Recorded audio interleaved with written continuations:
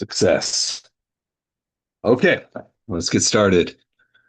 Above my head, on a blossoming lotus and sun and moon disk seed, appears Guru Padmakara, the lotus-born embodiment of all the victorious ones.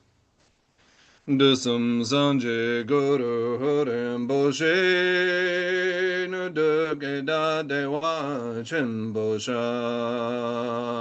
Barche Kusa Dra Posa So Adam So Chinji Lam De So Chinan Zawe Barche Heje Wadang Sambalugi Jomba Jinjilo.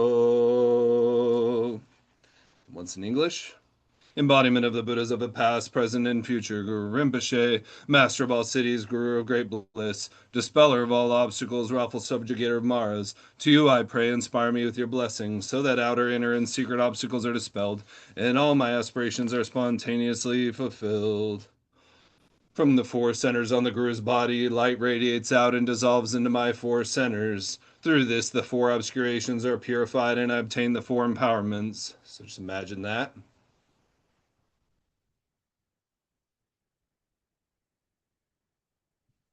Guru Padmakara dissolves into light and becomes one with me, and I meditate on the inseparable unity of the Guru in my own mind.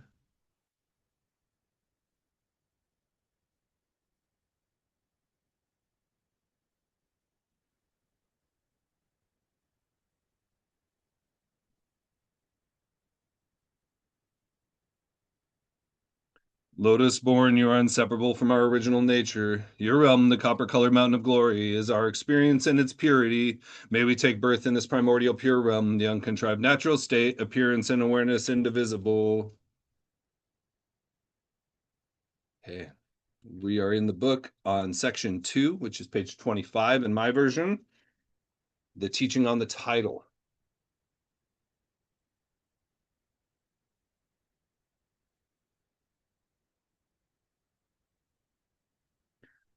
This has through teaching on the title in order to easily understand the main text. So, as I said last week, in tantric texts in particular, the title contains the essence of the entire text. So, for somebody of the highest capacity, if they understand the title, they understand the whole text. This is the kind of potency of the Vajrayana. So, don't think of the title as just a name. It's actually a transmission of the whole essence of the text. So this has 3 points: stating the actual title, explaining the meaning, and defining the scope of the scripture from the title. The actual title. The Lamar Mishi Ningpo root text says the heart essence of Padmasambhava, according to the Guru's heart practice of Dorje Drak Bosal, powerful Vajra wrath, the wisdom essence of oral instruction in the stages of the path. Okay, so yeah, as we go through this title and its explanation, it's going to show that the whole Dzogchen path and all the levels of meaning in the nine yanas are all contained in this title. Damien, sorry, what page are we on? 25. Okay, thank you. Mm-hmm. Explaining the meaning. This has 2 parts: the general explanation of the literal meaning and the detailed explanation of the special meaning of the title. The general explanation of the literal meaning. In general, it is well known that the tantras are the basis of the oral instructions. The oral instructions are the basis of the sadhanas, and the sadhanas are the basis of the application. Within these categories, countless sadhanas of the 3 roots have been taught, each of which, again, has many sadhana versions that are general or specific, root or branch, and are intended to be temporary or ultimate. So this it comes from the pith instructions on which sadhanas are based.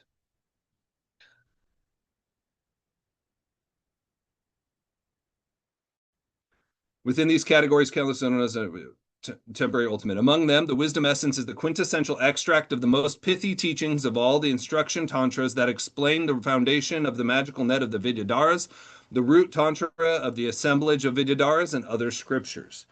So what he's saying here is that this is actually equivalent to a tantra, but is the most concentrated, direct pith instructions that you can use to apply directly to practice. So, although this contains all of the power of something like the Guhyagarbha Tantra, it has all of that in it. This is specifically designed for a practitioner to use in their day-to-day life because those tantras require a lot of study and a lot of instruction, are very complicated. This is very essentialized directly to the most important aspects. It is a means of accomplishing chiefly the guru, the root of blessings, and epitomizes the realization of the victorious ones throughout all directions and times. So the reason we focus on the guru is the ground. So the guru contains all the rest of the retinue. So in Vajrayana, the important three roots, you have the guru, the yidam, and the dakini, and the protectors. The dakini and protectors sometimes interchangeable, sometimes come together, however they want to do that, but they all come out of the guru, right? The guru ultimately is our own nature. We call it Padmasambhava in this lineage, and it has a specific flavor and transmission and lineage that is important, but ultimately it's just our true nature that we're working with, the Dharmakaya level. And so if you accomplish the Lama, you accomplish all the rest of his retinue. So the whole tantra can be embodied through the accomplishment of the Lama. That's why we emphasize this so much. Anything that's Dzogchen oriented has this emphasis on the wisdom aspect and how that wisdom is inseparable from what appears, right? So that's kind of the first dualism according to skillful means, right? So as it appears to us as separate things, but really it's just two aspects of the same thing, right? We can't find emptiness apart from a phenomena, and we can't find phenomena apart from emptiness. These two come together, right? So that's a Mahayana explanation, and I think it's probably the easiest to understand and relate to. When you're talking about Rigpa, you're talking about self-knowing awareness and spontaneous manifestation of light, right? So, and then that kind of the compassionate responsiveness of those two together. So those are the three aspects of Rigpa.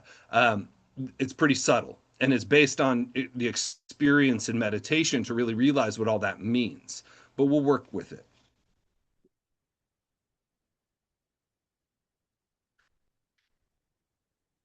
It is a core practice for all the Vidyadharas and the three times, the vital core of the wisdom sphere extracted from the expanse of Guru Rinpoche's mind, and a crucial means for accomplishing the most profound essence. Thus it is called the Guru's heart practice. The Sheldam Ningjong says, this most profound heart essence, or heart practice, spontaneously manifest from the expanse of realization of myself, the self-born Padma. So what it's talking about is, so as I mentioned, there's these major guru sadhanas in this lineage that are really important, going from the most outer level to the most secret level, and they're the means by which you realize this text. So there's the text explaining what's going to happen and what is contained in it, but then through the practice you directly realize what's in the tantra, right? So of course, you could come to some realization directly through the contact with the Tantra, whether through seeing it, reading it, hearing it, studying it, all those things can happen. But generally, because we take more time and we have more obscurations, we need to spend time working with the practice and sadhana in order to fully embody the realization of this. And that begins with Nundro, which is the gate that gets you to the Guru Yoga practice.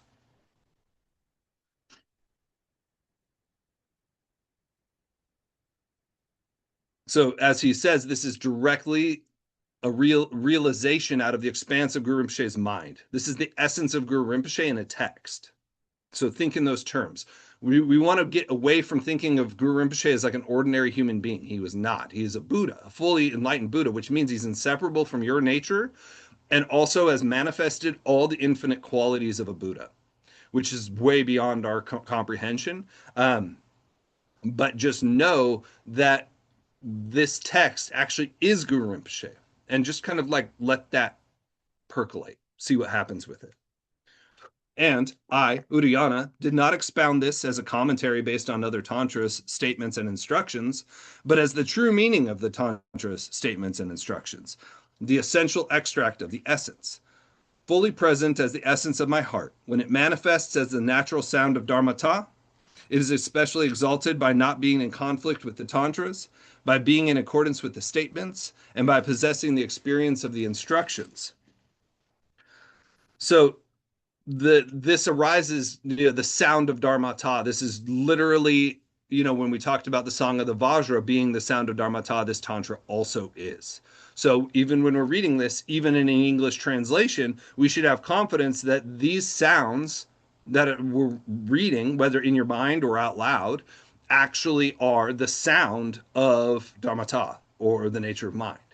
So this is how we start to develop pure vision, right? We're starting to cultivate this relationship to our tantric vision, right? Well, our practice, our teachers, our lineage, the Dharma, the Sangha members, we need to train ourselves to have a more pure understanding of what they are. Currently, we think it's a bunch of stuff and people, right? Like that's how we think. We think Newtonian physics. We think, atoms, molecules, maybe if we're a little sophisticated, but mostly we just think of people's names and whatever we assume their personality is, and all of this reification, right? We reify everything. We reify objects, like the chair that this computer is sitting on. What is the chair? If I take away one leg, is it still a chair? If I take away two legs, is it still a chair? Well, kind of not, because it stops functioning as something you can sit on, right? So chair is just a designation for a collection of parts. And we are the same way. Our name, Damien, is a designation for a collection of systems and processes that I call myself. But what is that really made of? That is made of karmic streams, thoughts, feelings, emotions, cells, physical functions, and all of that is changing constantly, right? None of it has any solid existence whatsoever. And there's nothing that you could find high or low physically or mentally that you could call Damien, right? That's just a designation. So the designation is really obscures our ability to see reality as it is, because we've become fixated and attached to language to the point where we believe that our designations are reality. So tantras are moving us away from that towards a more pure and correct understanding of what our experience really is. Our real experience is beyond names and forms. And in Dzogchen, we try to experience this directly. That's why it's the most profound path, right? The great perfection. It's moving right over the concepts. But that's very hard for us to do because we're very addicted to concepts. So the Buddha, in his infinite wisdom mind, established the whole system to help bring you out of that confusion by moving towards a more and more pure vision. And by taking on this text, and so if you can just have confidence that these texts and your practice and your mantra and your teacher and your Sangha members are Buddhas, if you could start to think that way, then you're starting to develop pure vision. We're starting to dissolve our fixation. And how do you actually apply this? Well, it requires a lot of layers, right? The coarsest layer is to remind yourself mentally when you start thinking very solidly about something. When you start thinking that is this and it's this way and it has to be that way and it's very specific, then we notice we get kind of rigid, right? Like a charged thought about stuff, especially related to our Dharma practice. When we do that, we start thinking really dualistically, like it has to be like this or it's like that. It can't be both, all of that. Notice you're doing that and just let that soften. And instead say, actually, these are manifestations of my Lama. All these appearances are appearances coming out of Rigpa. Especially this text is the sound of Rigpa, is the sound of my true nature, this profound Buddha mind that I am not yet able to fully comprehend, but it is not what I think it is. So just starting to do that as a lojong, which means mind training. So we're really like changing the way we think. So that's the coarsest level of approaching this method. But the most important method is not that. The most important method is what we actually do when we're doing Ngondro or Yidam practice, where we have a visualization, which really is a feelingization, right? A knowing, a direct knowing. Now, sometimes you might see things, you might be able to see it kind of figuratively or imaginatively or even literally, depending on your capacity. But some people are like, I can't visualize at all. I don't see anything. Well, that's because the word visualization is not a very good word for this. Feelingization is the word Lama Joe uses. I like that. So you want to connect to a feeling. It's a feeling and a knowing, right? Rigpa also means to know in some ways. So a direct knowing of what is. So say you're doing the Nundro and you're starting and you're in the refuge tree and you imagine that you're standing on a pure crystal floor that is made of nothing but precious gems, but it's soft and cushiony and it's the perfect temperature. And if you get a little hot, it cools down. And if you get a little cold, it warms up. And to your right is your father, and to the left is your mother. And to the further right of your father are all your male relatives, and to the further left of your mother is all your female relatives, and behind you are your friends and your benefactors and the people you like, and in front of you are the people you don't know and your enemies, the people you don't like, and you're all holding a wish fulfilling jewel in your hands in the prayer mudra, and you're standing before this massive tree. And everything in visualization, just know this, you don't need to see this, but it's made of light, right? So don't make it into like this solid thing. You're not trying to imagine a different earthscape. It's not like that. It's a visionary experience of light. So rainbow-like, right? Everything is hollow and luminous and translucent and transparent. And this massive tree has Guru Rinpoche in the center, and he's surrounded by all the yidams of the tantras, and below him are the protectors, and above him is the lineage, and the Buddhas up to the Sambhogakaya and Dharmakaya level at the peak, and Samantabhadra at the top in Vajrasattva. So essentially, you just need to know I'm in a pure realm. We're no longer talking about different people and all of this. We're all pure emanations of Guru Rinpoche ourselves. So we're his retinue. And we're proceeding to do our prostrations, whether you're doing refuge and bodhicitta together or 7-branch prayer, or however you've been instructed to do it. But then as you do prostrations, just maintain a feeling of what it feels like to be in that space.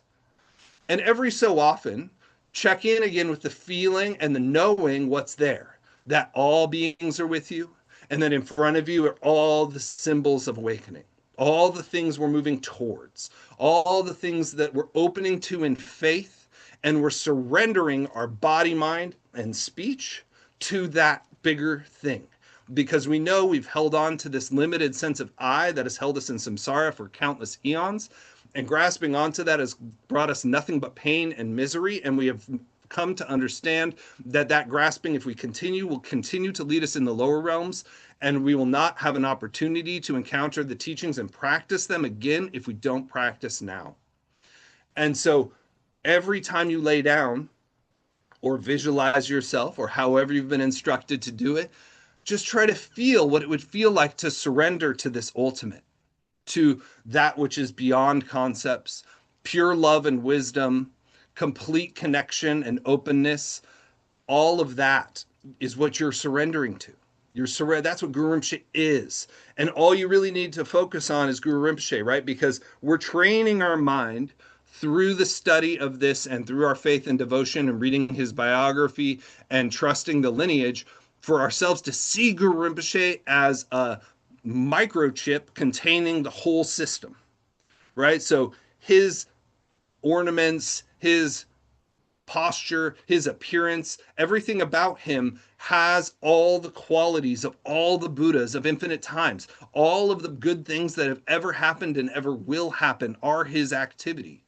So we're training ourselves to see him as encapsulating all that. That will make your practice easier, right? If you have a symbol that you can really imbue with that feeling and knowledge, then when you want to do any practice in relationship to it, it's going to be profound and easier to access over time. And this is what, so after you do Nundro, so you've done your prostrations to the Guru, you've committed to your bodhisattva path to the Guru. You say, I'm not going to attain the liberation only for myself, but I'm going to attain liberation for all sentient beings. And you make that promise in front of him again and again and again. You're making this commitment that your trajectory of this and all future lives and every practice and every activity you do from now on has that motivation, and no longer has the motivation for me to have temporary pleasure and avoid temporary pain. That is the what's kept us in samsara this whole time, this hope and fear situation. So we're committing to surrendering to this Buddha nature again and again and again with confidence and trust, and then committing with this bodhisattva vow again and again and again, which is really setting up, when you think refuge, you should think refugee, right? We're refugees. We're leaving the kingdom of samsara and we're taking refuge in the kingdom of enlightenment. We're taking refuge in Guru Rinpoche's Pure Land. Guru Rinpoche's Pure Land is going to protect us from samsara, but only if we stay in it. And how do we stay in it? Through our feeling and devotion. That's how we stay in his protection and in the Pure Land, in this life and the next. So we're developing a relationship to this Pure Land through taking refuge and making the Bodhisattva vow. And then we do the mandala or the Vajrasattva, where we really get clear about the error of all of the taking refuge in samsara that we've ever done.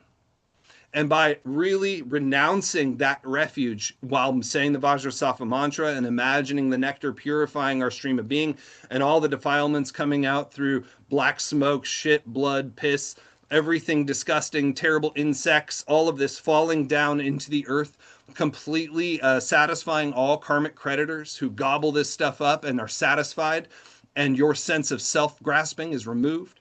And you are committing again and again and again that I'm not going to take refuge in samsara. And you recognize that obscuration is what has held you in samsara for so long. And you're spending time in the presence now of Guru Rinpoche as Vajrasattva above your head and just confessing and confessing and confessing, because everything works. There's a method for this called the 4 powers. When you have a supreme object of confession, and you confess your faults openly, and then you take a remedial action, in this case, saying the mantra and doing the visualization, and then committing to not do it ever again, this actually uproots karma, prevents it from coming to fruition.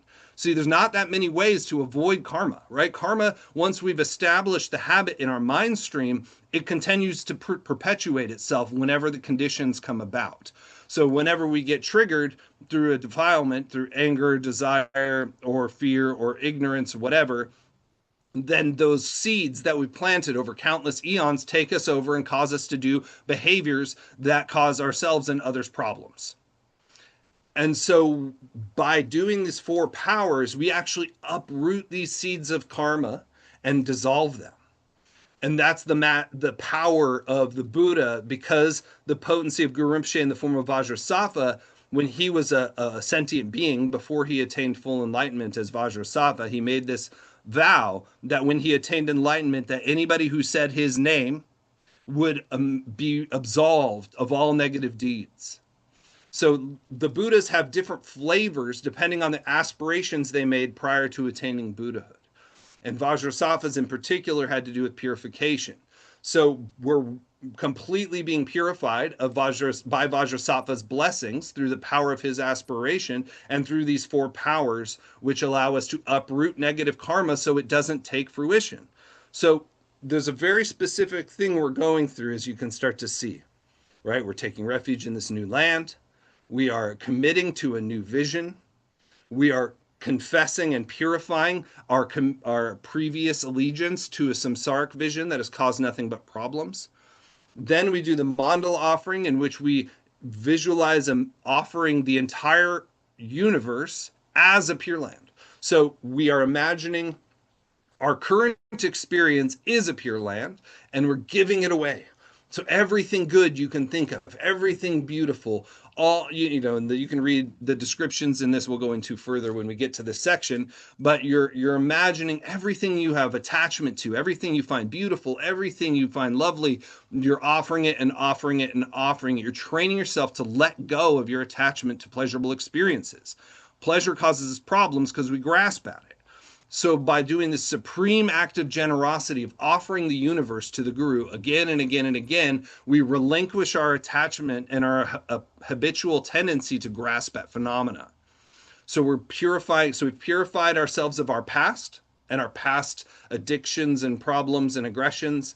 And then we've now are starting to offer all the things we might cling to in the future. We're giving it away so that our habit becomes, instead of that's mine and we become Gollum, we give it away right when we experience it. Whenever we experience something pleasurable, our instinct, instead of holding it, is to offer it to all sentient beings and to Buddhas.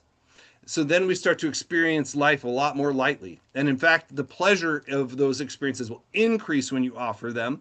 And so you'll realize that this is actually way better than samsara's version of pleasure.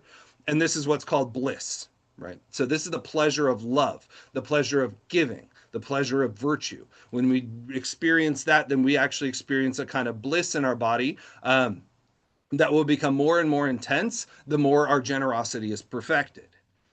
Then finally, the last part of the Nundro is the Guru Yoga. And this is where we're actually starting to imbue ourselves with the Guru's qualities. Because whatever we pay attention to, we become. We've been fixated on this and that and the other thing all through countless eons, which has led us to the realms manifested by that attachment. If we're attached to anger and aggression, then we manifest a hell. We create a world built on aggression.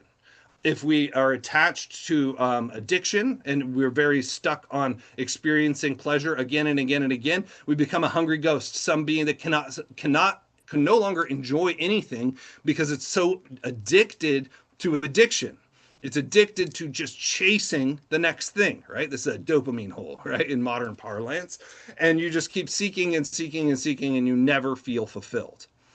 Then, if you are attached to just following whatever your natural tendency is, this is the animal realm, just instinct, right? You just do what you do because it's what you've always done, right? So that leads you all over the place, mostly in fear of trying to not lose what you want, what you have, and trying to avoid that which might harm you, and trying to find safety. But mostly your head's just down, focused on the grass in front of you you're eating, right? Just ignorant of your experience and of the world. You're like a pig with your nose in the dirt, just looking around for the next thing to eat, right? You're not, it's literally ignorance. You're ignoring experience because you're just fixated on the next thing, whatever's right in front of you. And then the human realm is built on desire and attachment as well, but it's a little softer. So that's why there's a little more openness here. We're still chasing things, but the unique quality of the human experience is that when we get something we want, there's one moment where we feel satisfaction, where we feel, I got it. And that one moment is the gap in which you can enter into this path, right? It starts to open to you because you have this moment of contentment. And so what you can do is start to realize that this moment of contentment can be opened to any experience. So you're just content no matter what arises. That's why the human realm is a particularly unique place in which attaining enlightenment is possible, whereas it's not in the other realms. There's even the higher realms of the Titans, which is kind of like the stockbrokers, like Hollywood people. Like most of the time it's pretty good, but they're always competing. They're always trying to get one more step, and they have a lot of like discipline, and they have a lot of focus, and they're able to work towards goals, and they're climbing and climbing, and they have this sense of like focus, right? So they have some power and some enjoyment because they're moving forward with there's some level of virtue in their discipline. But because they're so focused and so competitive with those who have more than them, who have bliss and levels of bliss that are higher than them, they never feel satisfied. So this is another kind of turning that you're just constantly stuck in. And it's so competitive that you don't really have these moments of contentment that you do in the human realm.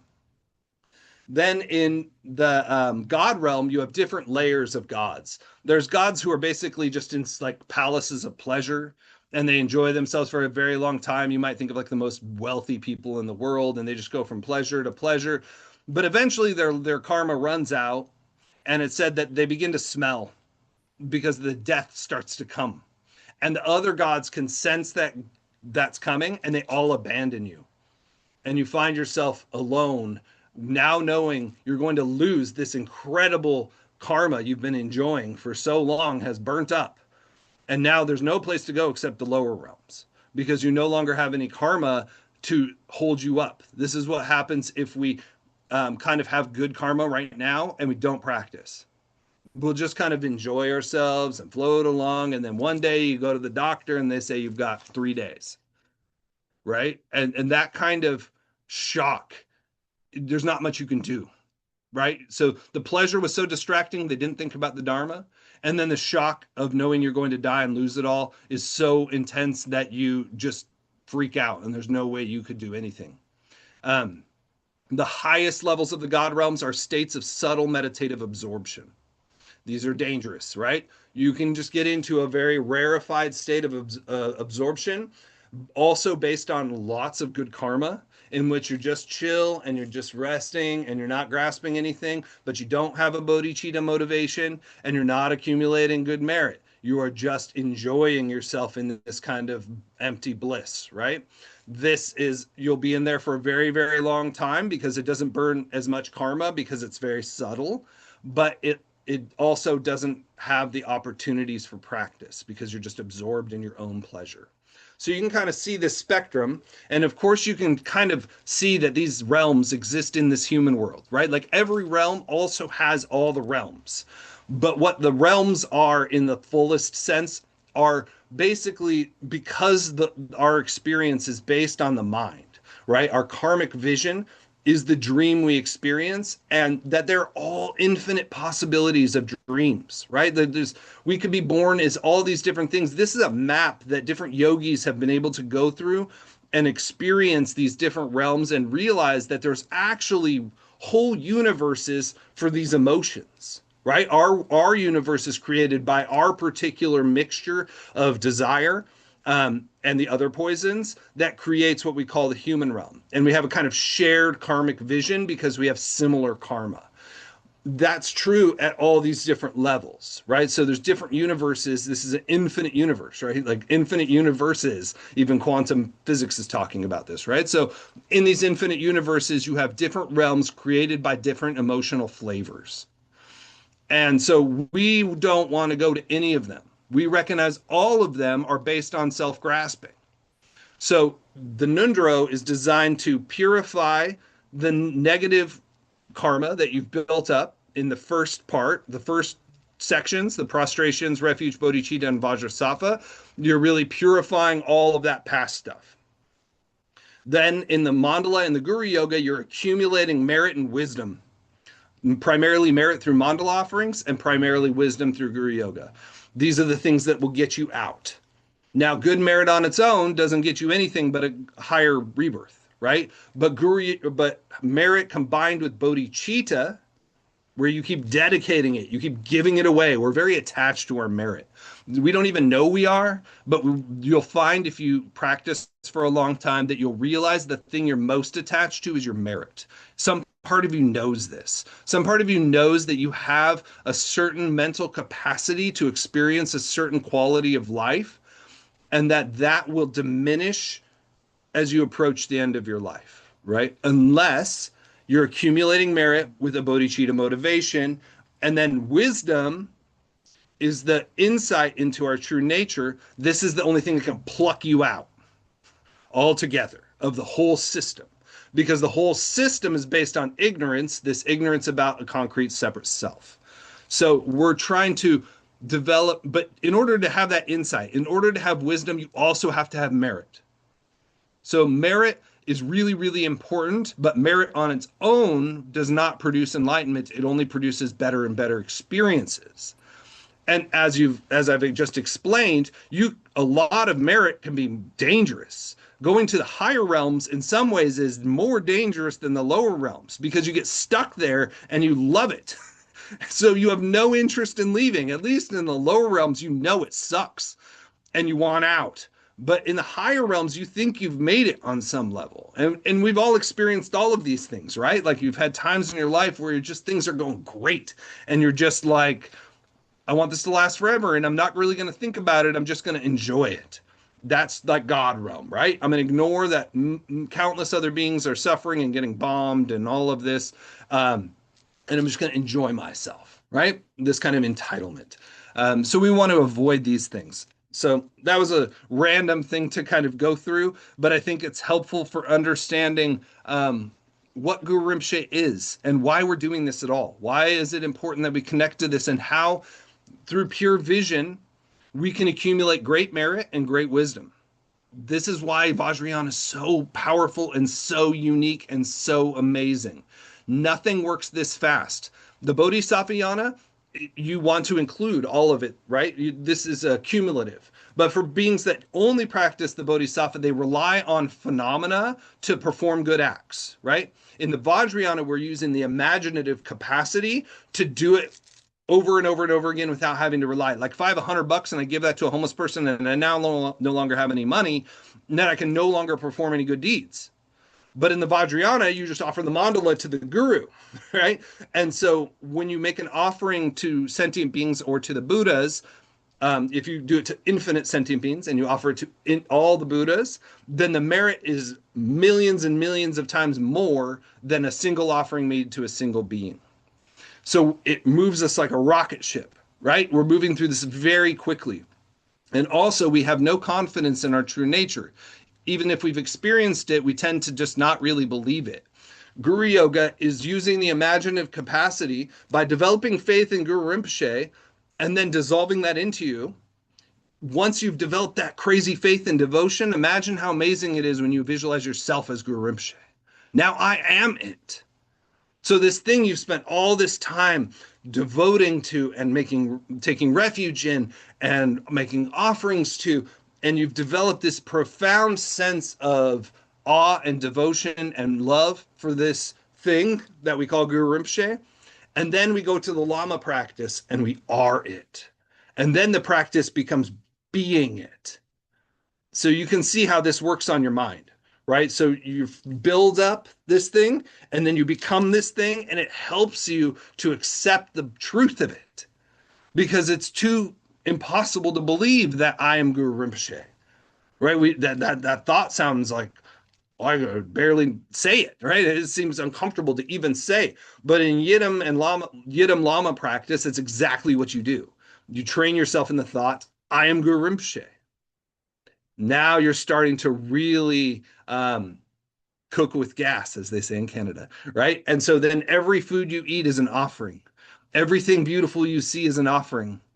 Everything you experience is the Pure Land. So you can see how it's transforming your mind.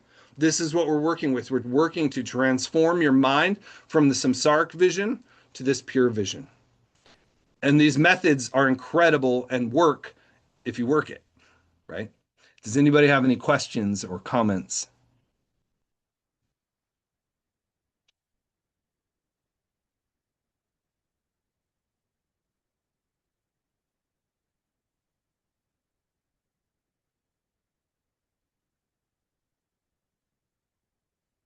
Yes, Vivian, go ahead. And I'll see if I can frame this right because my mind isn't as quick as yours. But so to me, it seems to me that visualizing yourself as Guru Rinpoche is more like it's more like, it seems like it should, I don't know, like, couldn't, you know how people have God complexes and they think they're really great and they're really terrible? Right. I won't mention any names, but you know what I mean. Right. I actually had some teachers that went to this place. Yes. It seems to me that it's more a state of being of surrender, where one then sees oneself as Guru Rinpoche or the divine or whatever you want to call that. And but if you try to imagine it ahead of time, isn't that, I don't know, I just have some doubts about that. I don't even know how to ask the question. I know exactly what you're saying, and it 100% happens, and it's because people did not spend time doing the foundations. Every time you did not spend enough time cultivating bodhicitta, because if you do not have bodhicitta and you visualize yourself as a yidam, you will just become a demon. Right? So you have to never drop your bodhisattva vows. That has to be the core of everything until you attain enlightenment. You have to be like Garchen Rinpoche, pure love and completely dedicated to all sentient beings. Guru Rinpoche is not egotistical. Guru Rinpoche is a fountain of blessings and love on all beings all the time, right? That's what that looks like. It does not look like I am special, I am cool, I am powerful, worship me, do things for me at all, and run from anybody who acts like that. You know, the bodhicitta is the mark, and that's why any teacher, you got to check, do they have this? Do they put other people first? Do they easily get triggered? Do they want things their way or the highway? Are they prideful? You got to check for these things before you take on somebody as a teacher. The good thing about Tibetan Buddhism is, in general, if they come from a good lineage, then they've gone through this training really, really rigorously. But of course, that doesn't stop it always. And the Tulku system has problems, right? Because then you're told that from a child that you're Guru Rinpoche, and what does that do? Right? Like, this is very hard psychologically. They knew this in the past. If you read Garchen Rinpoche's biography, his father was incredibly hard on him, beat his butt regularly, all the time. But his sister, he found out later, his sister told him, but whenever his father would talk to her, she would say, he's a Buddha, you better be careful. So that they had that training built in. They had a recognition that they needed to be carefully tempered until they were ripe, even as a Tulku. But because of the modern world and our easy like knowledge, and they don't go to a cave and train for 20 years like they used to. They now are in the popular eye, getting worshipped from birth. Of course, that, unless you are like incredible, is gonna cause you to go down some deviations.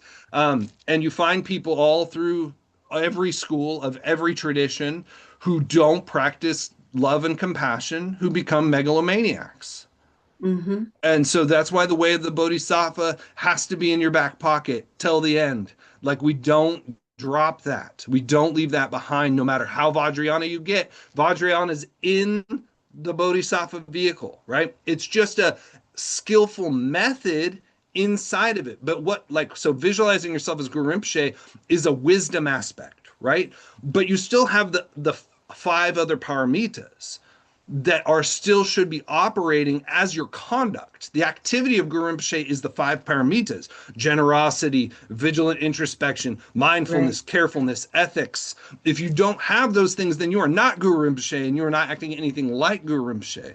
So the protection is the Bodhisattva Yana. And this is the danger when you run into schools that call themselves Dzogchen only schools, right? Like, this is bad news. It almost always turns up like you're talking, because they just have the wisdom aspect only and think that you can have that without the relative aspect. But the relative aspect, as we'll get into, is inseparable from the ultimate. There's no ultimate apart from that. If you were that, then that's a God complex, right? You think I am empty. What they tend to do is they think whatever I do is empty, so it doesn't matter what I do, right? No matter who I harm or whatever I feel like doing, whatever I feel like indulging in, it's all empty. It's just a dream. It's just a show. That's complete bullshit. And that person has no understanding whatsoever, because anybody who is realizing this emptiness of phenomena becomes more careful, more generous, more ethical, more humble, more kind. They do not become more and more arrogant and more fixed in their position. They have an intellectual concept of emptiness that they're attached to, not the real experience of emptiness. The real experience of emptiness is love. Yeah. Yeah. Because that was something that was confusing me. You just clarified. I couldn't to me, if you are really in that state, and of course, we've had these little glimpses of that, there would be no way you could harm anything. I mean, it just wouldn't occur, right? You would feel the pain as much as they did. But I have met supposedly realized teachers who have done, in my opinion, of course, they'll say ultimately it is not harmful, but in my opinion, are harming. Yeah.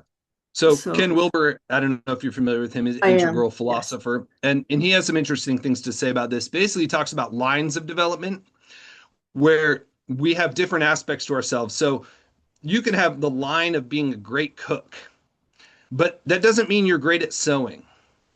You can be Mhm. great at meditation and not be great at interpersonal relationships. But this is somebody, so there's people who can access some level of this probably realization, but they have not brought it into their, integrated into their being, into every level of themselves. Complete Mhm. Buddhahood means that every bit of you is imbued with this wisdom. What you see is somebody who's going in and out, right? They're going into a state of meditation, and then they're going into egohood par excellence, right? The Tibetans have a story of this called Rudra. Rudrahood is there's a teacher, and the teacher had two students, and he gave them the Dzogchen instructions. And one of the students said, "Cool, I can do whatever I want," and went to brothels and started killing his enemies and doing whatever he wanted. And then the other one understood and continued on the path and attained realization. The one who went that way, it's called the Darth Vader path, right? It's where you've cultivated a certain amount of power in the spiritual path, and then you go sideways. You go full egohood, right? And so Mhm. that's this Rudra, and that Rudra, he had magic powers and stuff, right? Because he had already been practicing for a long time. And then they actually had to send Vajrakalaya to kill him, liberate him. So sometimes when you see Vajrakalaya, who he's standing on is Rudra, right? It's ultimate egohood. It's what happens when the ego thinks it has it. When the ego, this is why Dzogchen is dangerous. This is why Dzogchen is supposed to be secret, right? The reason this isn't public knowledge and it shouldn't be, it's kind of the cat's out of the bag. So the only thing we can do now as Dharma people is to emphasize the Bodhisattvayana like crazy. And this is what the Mhm. Dalai Lama and Garchen Rinpoche do, right? You see, the highest lamas, they do not emphasize Dzogchen. They talk about it probably one-on-one with students, but they emphasize the Bodhisattva vehicle. And so we're a small kind of contained sangha with very special conditions where we're focusing on the Vajrayana. But don't ever think that that's not part of the Bodhisattvayana. The assumption is you've built it in, and that you're continuing to do it. And in my experience, you have to do it intentionally. I still study the way of the Bodhisattva every day. I have to continue, even though I practice Dzogchen and Vajrayana. I still think about how do I help others? How am I harming others? Where am I not being careful? What is it that how are my actions affecting people? How am I still selfish? How is the little things I choose to do when I shop at the store harming? How much drive my car and harming the environment? I try to more and more and more careful, not less. More like if you really understand it, just as you said, you become terrified of harm, right? Your samayas and your vows and your bodhicitta become something you guard with an iron fist, right? Like everything you do now becomes more meticulous and more diligent, not less. So that's how you can track yourself, right? Like if you're really getting this, you're not becoming loose and whatever. It doesn't matter. It's all fine. It's a dream. Deal with it, right? That's insane. And only people who are insane act that way, right? So we just have to know there are always going to be people who do this. Um, and if you had a relationship to them as a teacher, the best thing to do is to just kind of wish them well and don't think about them. You don't want to develop a negative relationship to anybody. So sitting there thinking about how them being bad, that can be negative. But you just kind of let it go, right? Just focus on the ones that are good and the ones that you really trust and respect. And just, if you need to deal with something, then work with your lamas and sangha to deal with it. But try to just focus on what's positive because there's always going to be that stuff in the world. And unfortunately, like I said, all we can do is really emphasize the Bodhisattvayana. As Marco's quote from Guru Rinpoche is one of the most important quotes in the whole Tibetan worldview, right? We have to be meticulous about our actions, as fine as barley flour, even if our view is as vast as the sky. If you read advice from the Lotus Born, Guru Rinpoche just basically goes through, and although you may know you're a Buddha, never stop prostrating to your teacher. Although you may know you're a Buddha, never stop taking care of sentient beings. Although you may know you're a Buddha, never, on and on and on. He's very, very clear. And you will find lots of people who try to take Dzogchen and pluck it out. And that is every time it's an intellectual understanding, and they've removed the heart of it. And they basically, like I said, you're just become a demon. It's a visualized yidam of egohood. It doesn't have the heart of bodhicitta. That's the most important thing. And if you lose your Dzogchen and you lose your Vajrayana, but you stay on your Bodhisattva yana, you're good. Like, that's the crucial piece, right? Like, this is the heart. Like, if you couldn't do that, but you could just read the Way of the Bodhisattva every day, I would rather that than you like I just do Rigpa, right? Like, that, such a dangerous thing, like, and sometimes you'll read instructions in the Dzogchen cycles that kind of say that, right? Like, just focus on Rigpa, but you got to know who they were talking to. 9 times out of 10, it was a pith instruction for somebody in a cave on retreat by themselves, where they weren't messing with people. They were at a place where they could really work with just their practice, and they were letting go of the conceptual mind altogether. But as integrated people, this does not work in my experience. We need to keep the actual thoughts of the Way of the Bodhisattva, the Lojong aspect, continuously operating, checking. How am I affecting people? How is my life and practice serving people? What good is your realization if you're harming people? Like, who cares if you have a so-called realization, but you're harming beings? That's not it. Yeah. And we don't need to worry about those people because we're not going to be those people, right? So, but thank you. These are so important points. This is so important, and I'm so glad you brought it up. And it's something, yeah. The tendency to overemphasize the wisdom aspect is a big danger all the time, because it's philosophically and intellectually fancy, and it sounds really amazing. But when it comes to the practice, you've got to work on the relative level, because we're still operating every day. My teacher, Katak Rigson Chenpo Rinpoche, says, Dzogchen on the inside, Sutra on the outside. And I think this summarizes the whole thing, right? So we don't need crazy wisdom. Forget about that. What is crazy wisdom? Being hyper moral, right? In America, what does crazy wisdom look like? See, crazy wisdom was like what drinking alcohol and having sex when in a rigid monastic culture, right? Like, where they needed some people to break that up, people who are obsessed with their purity, right? So they might have an enlightened teacher need to break that up through their kind of wild action. But if American crazy wisdom, what is that? That's somebody who's so loving and careful, right? That's crazy in this country. Somebody who thinks for an hour before they make a post online, right? Like that's crazy wisdom. Right? We have to know what the purpose of crazy wisdom is for.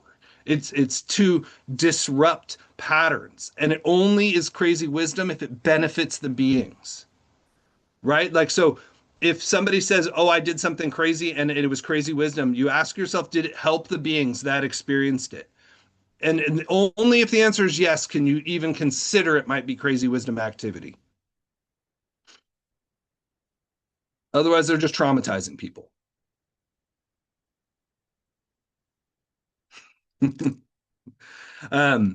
So we pushed ourselves right up to 6. We didn't get very far, but that's okay. Let me see how much more we have here. Yeah, there's quite a bit more. Let me go a little bit further before we wrap up.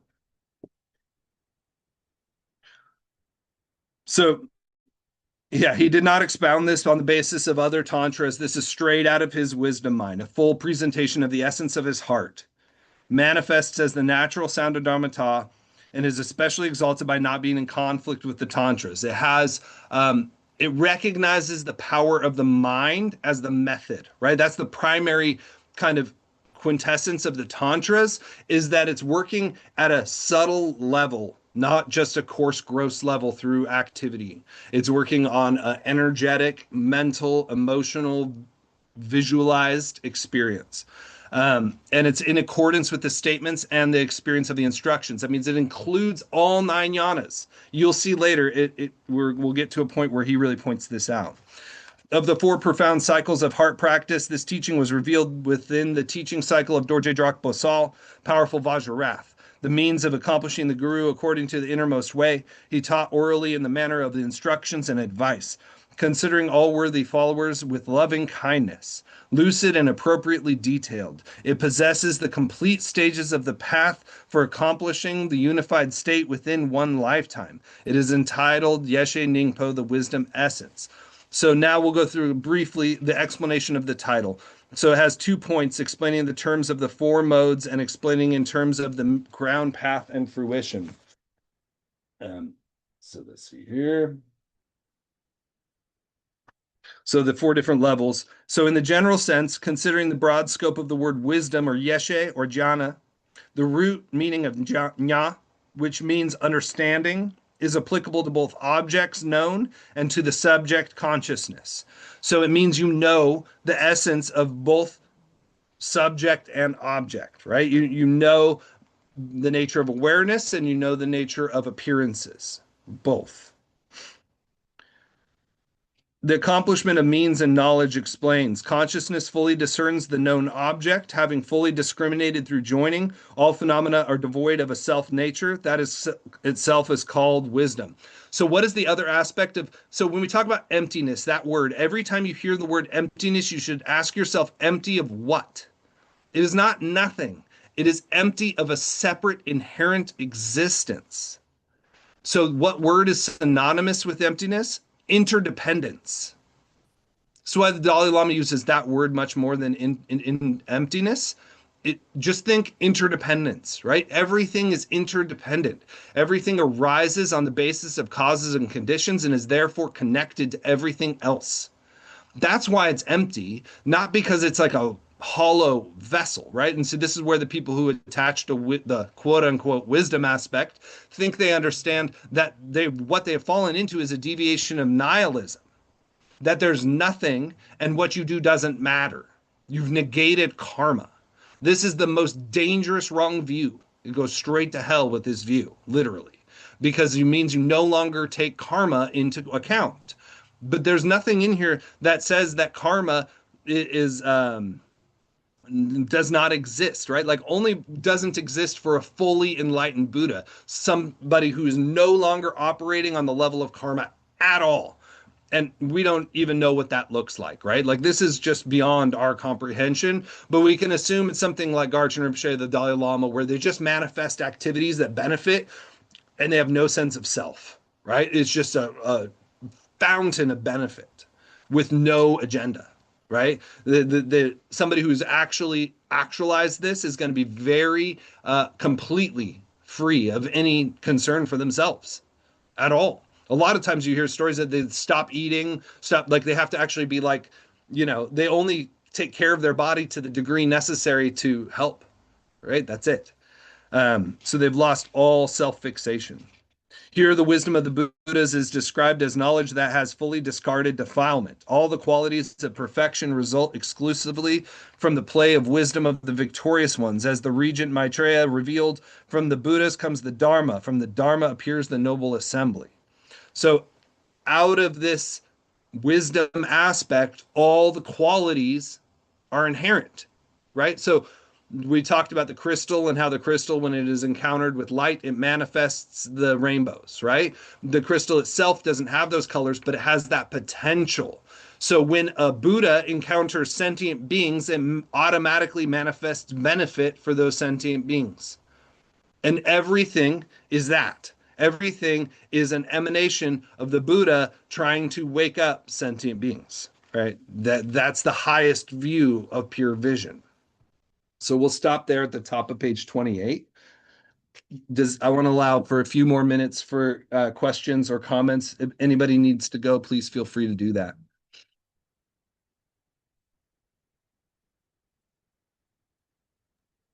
Actually, Damien, I had a question for you. Sure. Well, it's obvious that I need to get this book. So I was looking it up and what I found was Light of Wisdom Volume 1. Mm-hmm.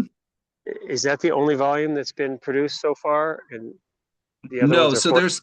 there's 4 volumes, and even all 4 volumes don't contain everything, um, because it hasn't all been released yet. Because Joe was talking about like how there's parts they've kept they haven't released. This one we're going to go through. It's going to take us a long time, right? It goes through all the way up to basically the Vajrayana version of Mahayana, right? That's what we're covering. Then volume 2 goes into Pith instructions of Guru Rinpoche and starts to get more into the Vajrayana. The 3rd volume is primarily, I believe, Anu Yoga. And so we probably won't do that one. That it's the channels, the winds, the drops. I'm not qualified to teach on that. It gets extremely complicated. Um, and then the final one, the conclusion, I believe, is the Dzogchen one. I need to look at it again. It's been a while since I've looked at those. But as I said, we'll probably just go through the first 2. That's my goal. That's all I'm gonna really commit to at this point. Great, thank you. Yeah, but Does if you just anybody get have a this one, suggestion? what's that? I was is there a good place to buy these books instead of having to go to Amazon?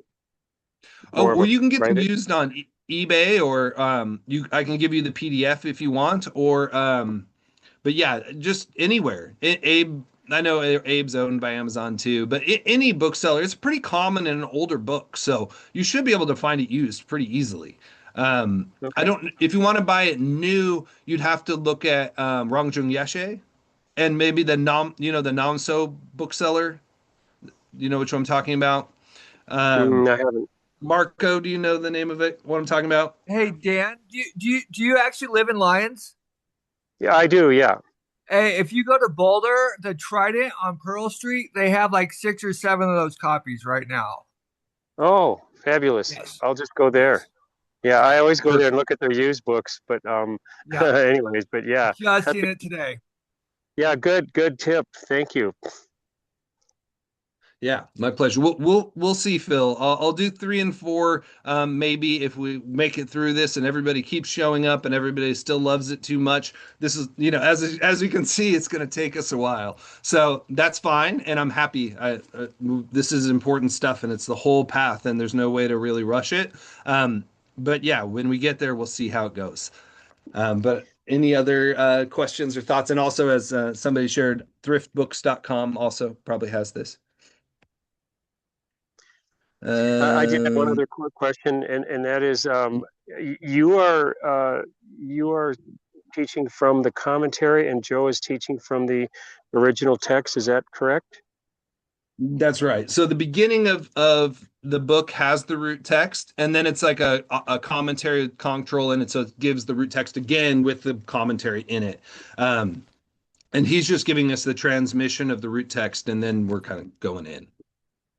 Gotcha. Great. Thank you. And You guys basically, are what Joe awesome. taught last weekend was basically what volume 3 is about. I mean, a lot of it isn't released at all. So he taught us the stuff that's like not released, right? The rest is like Tumo, and that sort of thing. So yeah, we'll address that when we get there. But I think we've got quite a ways to go.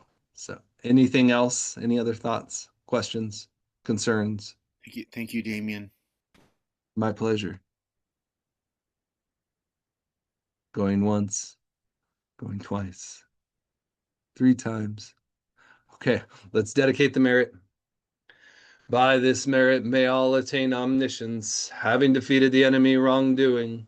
From the stormy waves of birth, old age, sickness, and death, from the ocean of samsara may I free all beings. Love you guys. Thank you for being here. Appreciate you. Thank you, Damien. You're welcome. And yeah, so the recordings will be in that YouTube playlist that I shared in the WhatsApp group. I will send you some notes when we close up here. And if you need anything, feel free to reach out. Damien, quick question with the accessing the recordings. I think we also need a Google account. I ran into that same thing with Joe's recordings. Is that true? Is that correct? Well, I put them in a YouTube playlist. Have you seen that? Yeah, but I think in order to get there, you had to enter a Google something. I might be mistaken. I'll check again. Yeah. Because Google owns YouTube. Maybe that's why. Yeah, yeah, and everything else. Yeah, Yeah, and the bread you're eating. yeah, that's right. Yeah. Um, So I if don't you know if send me an email, yeah. I when I get the recording from Joe, I can just send you the Zoom link. But I think that the problem is you have to request it directly from Joe because Joe is the host of this. Okay. So he's the only one who can send you links for the Yeah. thing directly. What he does, he sends it to me and I download it and then I put it on YouTube.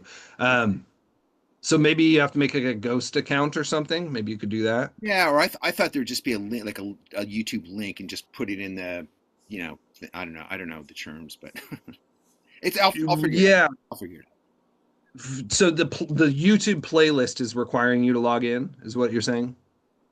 I believe, yeah, I think it's asking me for a Google. I don't have a Google account, but I think that's what it's asking. Okay. Well, I can try and share the YouTube link in the chat directly. Just let me Yeah, know in the Jared's chat if saying, that. I believe viewing a private playlist does require an account to view. Yeah, so maybe that's it. I'm kind of lost with all this stuff. I'm way too old to figure it out. So That's okay. Do I you will want me send to you. give you my Google Drive whatever thing login? no, because it's your private thing. No, that's okay. I don't really care that much. I mean, I'm not that private, and I don't know. I'm kind of a technophobe. I don't think you're Too. gonna do anything with it. I mean, No, I wouldn't. Well, here I'm I, posting just the first session of the YouTube by itself Yeah. in the WhatsApp. See if that'll Okay. play for you, Cool. All right. and Thank just you. make a comment. Thank you. all Yeah. right. If you change your mind, I'm happy to share it with you. Thank you, Katja. I Sure, appreciate you're it. not going to go anywhere with it. Thank you, Damien. Good night. Thank you. Night, Good everybody. night. Good night. Sleep Thank tight. you. You're so super You're cool. welcome. My Thank pleasure. you. Thank you. Damien. Yes. Thank you. Thank you, Damien. My pleasure. My pleasure.